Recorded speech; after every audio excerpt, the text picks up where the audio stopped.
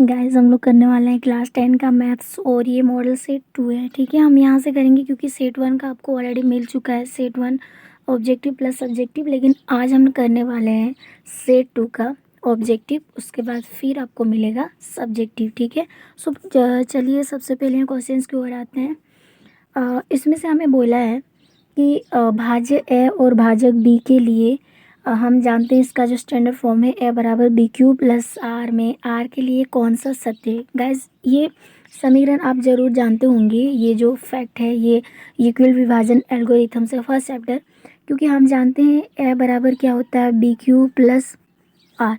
आप देखिए ए को हम लोग बोलते हैं ये जो है ए हमारा भाज्य है और बी हमारा भाजक होगा, क्यू हमारा भागफल होगा और आर जो है वो हमारा शेषफल यानी रिमाइंडर होगा। ठीक है, तो देखिए यहाँ पर ये तो हमारा डिविडेंड हो गया, ये हो गया डिवाइजर, ये हो गया कॉसेंट और ये हो गया रिमाइंडर। तो हमें यहाँ पर बोला है कि ये है, इस फैक्ट में हमें बताना है कि आर का क्या मतलब होता है। देखिए आपने भाग तो जानते होंगे। देखिए रिमाइंडर यानी शेषफल, जैसे हम मान लेते हैं कोई नंबर 2 से हम यानी 7 को जैसे हम डिवाइड कर रहे हैं, ओके। तो देखिए ये 2 का 6 बार में चला जाएगा, दो मतलब कि 2 का 3 बार में पहाड़ा आ जाएगा, 2 तिया 6। यहाँ शेषफल हमारा कितना बचा, शेषफल 1 बचा। ठीक है, तो अब आपको ध्यान देना है कि अगर हमारा यहाँ पर जैसे फार्मूला ये तो समझ गए होंगे ए बराबर बी क्यू प्लस आर, तो रिमाइंडर हमारा क्या होगा। तो देखिए यहाँ पर सबसे ये अहम बात यहाँ पर देखिए कि आर का मान जो है, ठीक है, आर जो है वो या तो 0 के इक्वल टू होगा या 0 से बड़ा हो सकता है। ठीक है, यहाँ पर देखिए यानी कि हम कह सकते हैं शेषफल जो वो या तो 0 के बराबर होगा रिमाइंडर के, या 0 से क्या होगा, बड़ा होगा। ठीक है रिमाइंडर, लेकिन किससे कम होगा, ये कम होगा किससे, बी से। बी से क्यों, देखिए यहाँ पर 2 है भाजक और शेषफल हमारा 1 है। देखिए यहाँ पर अगर हम बात करते हैं बी से अगर ज़्यादा हम मान लेते हैं, जैसे यहाँ 2 है तो यहाँ पर मान के चले हमारा 3 है। ठीक है, 2 के बाद 3 है, क्योंकि भाजक से 3 ज़्यादा है तो और एक बार भाग जाएगा ना, 2 एकम 2, फिर हमें 2 से फिर तो कम करना पड़ रहा है। सो आपको ये चीज़ ध्यान रखना है कि रिमाइंडर जो है वो 0 से या तो 0 के बराबर होगा या 0 से बड़ा होगा, लेकिन बी से कम होगा, बी से कम होगा यानी भाजक से कम होगा। सो हमारा आंसर जो है वो बी ऑप्शन बिल्कुल करेक्ट हो जाएगा। नेक्स्ट क्वेश्चन हम देखते हैं, यहाँ पर हमें बोला है कि इसमें से परिमेय संख्या बताइए। तो गाइस देखिए जो परफेक्ट रूट में नहीं निकलेगा उसको तो हम अपरिमेय संख्या कहते हैं, जैसे कि रूट 3 ये अपरिमेय संख्या यानी इरेशनल नंबर है। उसके बाद हम देखेंगे बी नंबर को फिलहाल छोड़ देते हैं क्योंकि ये परिमेय संख्या कैसे है उसको भी बता दूंगी। उसके बाद सी नंबर की बात करते हैं 4 + √5। √5 भी रूट परफेक्ट स्क्वायर जो है वो रूट स्क्वायर रूट नहीं निकलेगा, इसलिए ये भी अपरिमेय संख्या हो गया। √6 भी अपरिमेय संख्या हो गया। तो हमारा बचा क्या, बी नंबर रूट जो है वो परिमेय संख्या। कैसे आप बोलोगे यहाँ तो √2 जो है ये परफेक्ट नहीं है, कोई बात नहीं मैं आपको समझा देती हूँ। यहाँ पर 2 गुना √2 है, फिर डिवाइडेड बाय √2 है। देखिए ये √2 से √2 कट गया ऊपर नीचे 1 बार में, और 2 को 1 बार से मल्टीपल करेंगे तो 2 आएगा, जो कि एक परिमेय संख्या है क्योंकि इसके नीचे हम 1 लगा सकते हैं और यही हमारे एक रेशनल नंबर है। सो इसी के आधार पर हम कह सकते हैं बी जो है हमारा परिमेय संख्या है। ठीक है, आगे बात करते हैं। यहाँ पर 3rd नंबर क्वेश्चन हमसे पूछा है कि यदि पी क्यू बहुपद जो है पी एक्स का एक गुणनखंड एक्स +1 हो तो बहुपद पी एक्स का शून्यंक क्या होगा। देखिए हमें यहाँ पर दिया है पी एक्स का एक गुणनखंड यानी मान लेते हैं यहाँ पर x + 1 है, तो हमें इसका शून्यंक निकालना है। शून्यंक मतलब हमें इस x के जगह पर ऐसे कौन से नंबर रखेंगे जिससे हमारा मान 0 आ सकता है। ठीक है, तो देखिए गाइस आपको कुछ मतलब कुछ सोच नहीं पा रहे हैं तो इसका एक ट्रिक्स आ गई। अगर आप सोच पा रहे हैं तो अच्छी बात है, क्योंकि x के जगह पर हम -1 रखेंगे और इसमें प्लस कर देंगे 1। 1 और 1 क्या हो जाएगा, कैंसिल होकर 0 आ जाएगा। तो ये आंसर हो गया। यदि आप सोच पा रही हैं तो कम नंबर है लेकिन बड़ा नंबर आएगा तब हम क्या करेंगे, तो उसका भी सॉल्यूशन है। ठीक है, आप कैसे करोगे, मान के चले हमें यहाँ पर दिया है x + 1/2 का क्या निकालो, शून्यंक निकालो। तो ऐसे स्थिति में आप क्या करोगे, तो ऐसी स्थिति में हम ना क्या करते हैं, इसको बराबर करेंगे। मान लिया ये सॉरी, एक बार हम करते हैं +1/2, इसको मान लेते हैं 0। तो x का मान x को अकेले करना है तो +1/2 जो है बराबर के उधर जाने से -1/2 हो जाएगा। तो यदि ये -1/2 हो जाता तो अब x की जगह पर आपको रखना है -1/2, यानी कि हमें x का मान हमने यहाँ पर निकाला -1/2। अब यहाँ से x प्लस में यहाँ पर हो जाएगा -1/2, और x की जगह पर हमें रखना है, सॉरी, यहाँ पर x प्लस कितना 1/2 है, x की जगह पर हमें -1/2 रखनी है। तो अब यहाँ से यहाँ आ जाइए, -1/2 प्लस में 1/2, ये दोनों सेम है और यहाँ से कट के आ जाएगा कितना, हमारा आंसर आ जाएगा 0। अब किसको रखने पर 0 आंसर आया, तो वही हमारा शून्यंक होगा। तो हमने किसको रखा था, -1/2। तो इस तरह आप इसको मान के चलेंगे। यदि आप इस तरह नहीं कर पाते हो तो आपको मानना पड़ेगा, ठीक है। हम आगे आते हैं। उसके बाद 4 नंबर क्वेश्चन में बोला है यदि बहुपद px का एक गुणनखंड x माइनस वन हो तो बहुपद px का मान क्या होगा। तो यहाँ पर हमें करना है शून्यंक निकालना है। तो गैस हमने बोला कि x -1 है और इस x के जगह पर मान क्या रखेंगे कि हमारा आंसर 0 आ जाए, ठीक है। तो हम समझ गए यहाँ पर क्या रखेंगे कि 1 रखेंगे, सीधी सी प्लस में 1 रखेंगे और माइनस करेंगे 1। 1 और 1 कैंसिल होकर 0 आएगा, जो कि हमने क्या रखा +1।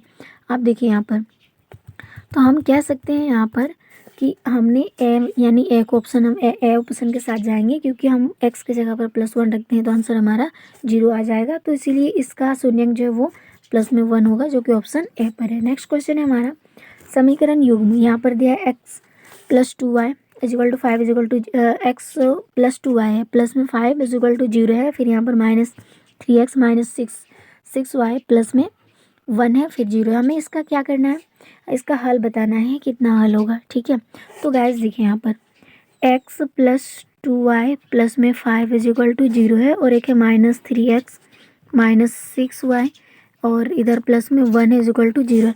तो आपको याद होगा हमने एक समीकरण पढ़ा था, समीकरण युग्म a1 + x और एक होगा b1 इंटू y, फिर प्लस में हो जाएगा c1 = 0। ये पहला समीकरण है। दूसरा समीकरण हमने पढ़ा था a2x + b2y, ठीक है, प्लस में c2 = 0।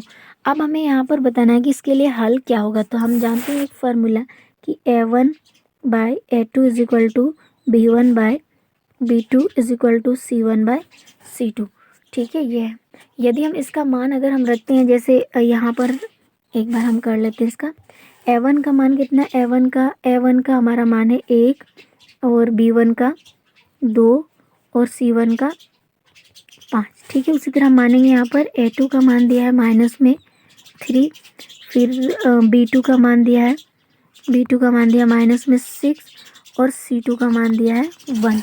अब हमें इसको करना है कि कौन सा हल होगा। हम जानते हैं ये वाला a1/a2 = b1/b2 = c1/c2, ठीक है, c1/c2। अब a1 का मान कितना है, a1 का 1 है और a2 का -3 बराबर b1 का मान कितना है, b1 का मान है हमारा 2 और b1 और हमारा है यहाँ पर b2 का मान कितना -6 और यहाँ पर है c1 कितना है हमारा, c1 है यहाँ पर 5 और c2 है 1। आप देखिए इससे इसको कटेंगे, 2 का 2 और 2 तिया 6, यहाँ पर तो हमारा बराबर हो गया 1/3, -3 बराबर हो गया 1/-3 और नॉट = हो गया यहाँ पर 1/5 है। जब आप इस तरह का सूत्र देखते हैं, जैसे कि यहाँ पर हम थोड़ा सा इसको ब्लर कर देते हैं,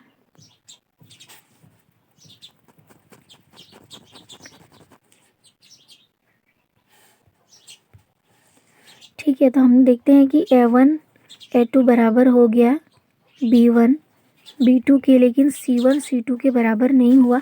तो ऐसे स्थिति में जो होगा हमारा कि वो समांतर बन जाएगा, समांतर रेखाएं प्राप्त होंगी यहाँ पे, और ऐसे स्थिति में कोई हल नहीं आएगा। तो हमारा ऑप्शन यहाँ पर हो जाएगा, हम ऑप्शन किसको लेके चलेंगे, कोई हल नहीं, सी ऑप्शन। क्योंकि यदि a1/a2 बराबर होता है b1/b2, ठीक है। तो यहाँ पर क्या होता है, हमें प्रतिच्छेदी एक रेखा मिलती है जो यहाँ पर एक पॉइंट पर कट करती है, तो एक आंसर होगा। और एक होता है A1/A2 बराबर B1/B2 बराबर होगा C1/C2। तो हमें इस तरह का ये मिलेगा कि इसमें और एक चढ़ जाएगा और यहाँ पर हम अपरिमित रूप से अनेक हल होगा, क्योंकि यहाँ पर हर जगह पर बिंदु टच हो रही है, हर जगह बिंदु हमें मिल रही है। सो यहाँ पर हो जाएगा अपरिमित रूप से अनेक हल। लेकिन एक और फार्मूला आ जाता है A1/A2 बराबर B1/B2 और not is equal to C1/C2। तो यहाँ पर इस तरह समांतर रेखाएं मिलेंगे और यहाँ पर एक भी बिंदु पर ये दोनों टच नहीं कर रहा, तो यहाँ पर कोई हल नहीं आएगा। तो हमारा यही ऑप्शन होगा कि हम ऑप्शन नंबर सी के साथ जाएंगे, क्योंकि यहाँ पर कोई हल नहीं आएगा। नेक्स्ट क्वेश्चन है, के को किस मान के लिए समीकरण x plus 2i is equal to 7 और यहाँ पर दिया है 2x प्लस के वाई इज इक्वल टू 14 है। तो ये के का मान क्या होगा? तो गाइस यहाँ पर सिंपली होगा, ये भी हमारा वहीं से ही निकला है। तो देखिए गाइस, यहाँ पर हम इसको a1 मान लेंगे, यानी यहाँ पर x की जगह पर कुछ भी नहीं तो 1/2 मान लेंगे, ठीक है। बराबर यहाँ पर 2 है b1 का मान और b2 का मान k है, ठीक है। आप देखिए इसको आप क्रॉस मल्टीपल करो, आगे नहीं जाना है आपको, ठीक है। यहाँ पर यदि हम c1 के साथ भी चले जाते हैं, जैसे 7 कितना है 14 है, इसको इसके बाद 7 करेंगे, 7 एकम 7, 7 दूनी 14, दोनों तरफ 1/2 मिल रहा है। तो हम ना इसी से चलेंगे, इसका क्रॉस मल्टीपल करो, यानी 2 गुना 2 इधर हो जाएगा k गुना 1 यानी k1 और यहाँ पर हो जाएगा 2 दूनी 4। तो k का मान हमारा कितना आया 4। तो हम सीधी सिंपली यहाँ पर आंसर कह सकते हैं, हमारा k का मान जो है वो b यानी 4 होगा, ठीक है। b पर जो है 4 वही होगा। नेक्स्ट क्वेश्चन से हमें यहाँ पर बोला x² माइनस px, ठीक है, प्लस में q बराबर यहाँ पर दिया इक्वल टू 0 का मूल समान है, तो निम्नलिखित में से कौन सा सत्य होगा? ठीक है, यदि समान है तो कौन सा सत्य होगा? तो देखिए हम जानते हैं यहाँ मूल समान है, तो फिर a बराबर 1 है, ठीक है। a को हमने मान लिया कितना, a को हमने मान लिया a और b को हमने मान लिया माइनस p और c को हमने मान लिया q, ठीक है। और हम जानते हैं मूल समान है, तो यहाँ पर हम ऐसे निकाल सकते हैं b बराबर d बराबर b का स्क्वायर माइनस 4ac होता है, ठीक है। तो यहाँ पर b का तो मान हमारा p है, तो यहाँ पर रखेंगे p का स्क्वायर माइनस 4 और a का मान कितना है, a का 1 है इंटू 1 और c का मान कितना है q है, इंटू कर देंगे q, ठीक है। अब देखिए यहाँ पर p² माइनस में 4q हो जाएगा। लेकिन अब हमें क्या करना है, इसको मान रखेंगे तो कौन सा होगा हमारा, ठीक है। तो हमारा आंसर हो जाएगा p को अगर हम इधर करते हैं, यानी कि यहाँ प्लस हो जाएगा, सॉरी यहाँ पर प्लस हो जाएगा, बराबर नहीं, ओके। यहाँ पर p² प्लस हो जाएगा, यहाँ पर है माइनस में 4q, ठीक है। एक मिनट इसको मिटा लेते हैं यहाँ पर। तो हमारा आंसर आया था p² प्लस में, यानी कि प्लस नहीं कह सकते, यहाँ पे माइनस है क्योंकि 4q हो जाएगा, ठीक है। आप देखिए इसको हम मान लेते हैं 0। अब हमें क्या करना है, p² बराबर ये माइनस को इधर ले जाएंगे तो प्लस में 4q हो जाएगा, जो कि हमें ऑप्शन नंबर सी पर नज़र आ रहा है। तो ये संबंध होगा और ये यही बातें सत्य होंगी। आगे यहाँ पर बोला है किसी द्विघात समीकरण की विवेचक का मान 0 से बड़ा होने पर दोनों मूल क्या होंगे? अगर 0 से बड़ा हो जाता है तो दोनों मूल जो है वो वास्तविक तो होंगे और भिन्न होगा, तो हमारा ए ऑप्शन सही हो जाएगा, क्योंकि ये चैप्टर नंबर 4 से आपको पूछा जा रहा है। नेक्स्ट है, यदि अल्फ़ा तथा बीटा बहुपद f यानी कि यहाँ पर दिया f(x) बराबर x² प्लस 2x प्लस 3 का मूल हो, तो a 1/α प्लस 1/बीटा का मान क्या होगा? ठीक है, तो चलिए हम इसका अल्फ़ा प्लस बीटा मान निकाल लेते हैं। तो हमारा आंसर हो जाएगा गाइज यहाँ -2/3 हो जाएगा, ठीक है। नेक्स्ट क्वेश्चन है हमारा, यहाँ पर दिया यदि अल्फ़ा प्लस बीटा बहुपद इतना है तो मूल के मूल हो तो 1/α प्लस 1/बीटा का मान क्या होगा? ठीक है, इसका मान हो जाएगा 3/5, ठीक है। नेक्स्ट क्वेश्चन की ओर आते हैं। नेक्स्ट हमारा दिया है यहाँ पर 1 तथा 200 के बीच कितनी संख्याएं 7 से अपवर्त्य है, ठीक है। तो हमें क्या करना है, इसका अभाज्य गुणनखंड निकालना है, ठीक है। तो हमें देखिए यहाँ पर 1 से 200 के बीच में कितनी ऐसी संख्या है जो 7 के गुणनखंड या 7 के भाग में आ सकते हैं। तो देखिए आप सबसे पहले क्या करोगे, 200 को आप 7 से डिवाइड करेंगे तो 7 दूनी 14, 14 में से 20 में से 14 गया तो बचा कितना 6, और इस जीरो को यहाँ लाएंगे तो 60 बन जाएगा। फिर 7 4 सॉरी यहाँ पर 7 दूनी 14, फिर 7 यहाँ पर 7 8 56, 56 हो जाएगा 8 बार में। यहाँ पे बचेगा हमारा 4। आप देखिए 1 से 200 तक में जो 7 से जाने वाली संख्या वो कुल मिला के 28 है, क्योंकि शेषफल हमारा 4 बच रहा है जो 7 का टेबल में नहीं आता है। तो हम कह सकते हैं कुल मिला के 28 ऐसी संख्या है 200 तक में जो 7 के भाज्य या अपवर्त्य है। ठीक है, अब आगे देखते हैं यहाँ पर 12 नंबर क्वेश्चन। इसमें हमें बोला है 101 और 199 के बीच कितनी सम संख्याएँ हैं। आप देखिए इसमें कैसे निकालोगे सम संख्या 101 और 999 के बीच में। तो हमारा आंसर हो जाएगा यहाँ पर 449। ठीक है, उसके बाद यहाँ पर बोला 13 नंबर n पदों वाले समांतर श्रेणियों का योग n² - 2n है, तो उसका 5वां पद क्या होगा। गाइज इसका सॉल्यूशन आपको PDF में मिल जाएगा, टेलीग्राम ग्रुप को जरूर ज्वाइन करना है। ठीक है, देखिए n पदों वाले समांतर श्रेणियों का योग जो है वो n² - 2n है, और 5वां पद इसका कोई नहीं है इनमें से। ठीक है, नेक्स्ट क्वेश्चन है 14 नंबर क्वेश्चन में हमें बोला है यदि किसी समांतर श्रेणी का पीवा पद Q एवं Qवा पद P हो तो Rवा पद क्या हो जाएगा। तो यहाँ पर हो जाएगा P + Q - R हो जाएगा, जो कि हमें ऑप्शन नंबर B पर नजर आ रहा है। नेक्स्ट क्वेश्चन है हमें यहाँ पर बोला है चित्र में यदि DE यानी कि DE समांतर है BC तो X का मान निकालो। तो देखिए गाइस यहाँ पर X का मान हो जाएगा हमारा, देखिए यहाँ पर हमारा हो जाएगा कि ये और ये अगर समांतर है तो इसका सूत्र बनता है कि AD, जैसे AD ये वाला पार्ट AD और यहाँ से BD बराबर हो जाएगा इधर AE और EC हो जाएगा। यहाँ पर हो जाएगा AE/EC। देखिए यहाँ पर कि AE 6 है और इधर हमें नहीं दिया, और यहाँ से यहाँ पूरा 13 है। तो यदि हम 13 में से 6 को माइनस करेंगे तो ये वाला पार्ट हमारा निकल जाएगा जो 7। तो हम यहाँ से कहते हैं AD का मान X है, और और BD का मान X + 5 है, और इधर AE का मान 6 है, और 6 में 13 में से 6 माइनस करेंगे तो ये वाला पार्ट निकल जाएगा EC का, तो ये 7 हो जाएगा। अब इसका क्रॉस मल्टीपल करो। ठीक है, X जाएगा 7 के साथ, और यहाँ पर हो जाएगा X + 5, ये गुना हो जाएगा 6 के साथ। आप देखिए यहाँ पर 7X बराबर, यहाँ से हम यहाँ आ रहे हैं। ठीक है, 6X 6 को गुना करेंगे X के साथ, और प्लस में 6 पंचे 30, ये 30 रह जाएगा। आप देखिए इसको इधर लेके आएंगे क्योंकि 6X 7X के पास चलाएगा, तो 7X - 6X = यहाँ पर 30 हो जाएगा। तो 7 में से 6 गया तो X बचा, तो X का मान कितना आया 30। तो हमारा आंसर होगा X का मान 30, जो कि ऑप्शन नंबर B पर है। आगे हमें यहाँ पर दिया हुआ है कि यदि ABC तथा DF कौन A और कौन E बराबर है, वो भी 40 डिग्रीज का है, और AB/BED और AC/EF है, तो F का मान निकालो।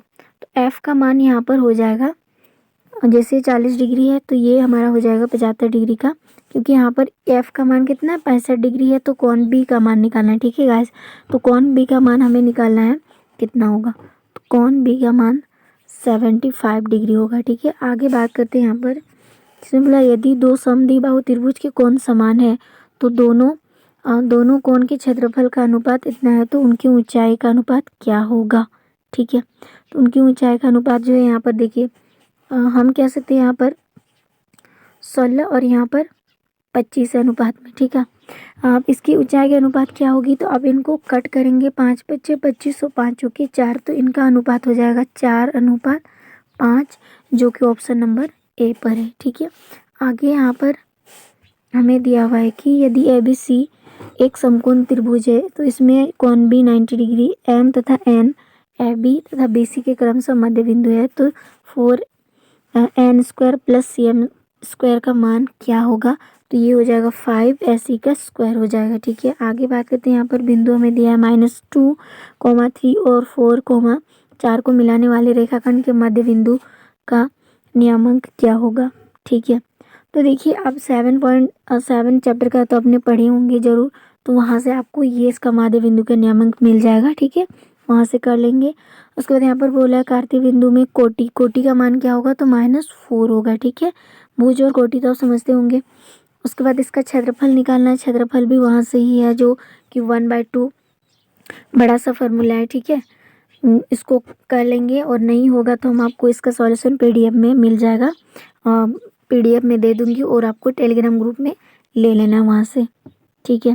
उसके बाद गाइस इसके बाद नेक्स्ट पार्ट ज़्यादा हो रहा है, लंबा हो रहा है, तो नेक्स्ट पार्ट इसका नेक्स्ट वीडियो में मिलेगा और हम बात करेंगे फिर इसका सब्जेक्टिव क्वेश्चंस।